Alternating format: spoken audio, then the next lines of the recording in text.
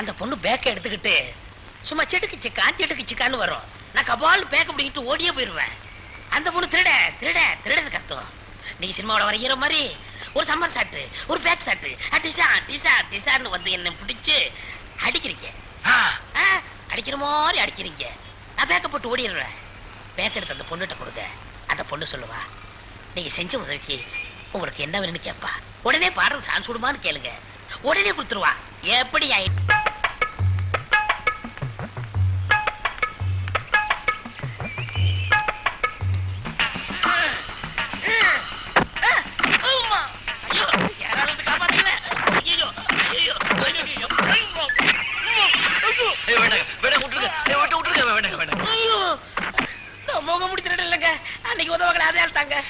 எல்லாருக்கிட்டையும் உதவி வாங்குறதே உன்னுடைய தலையெழுத்தா போச்சுங்க. அடிக்காதே விட்டுடுங்க. விடலனா நீ அவனை காப்பாத்துருவியா?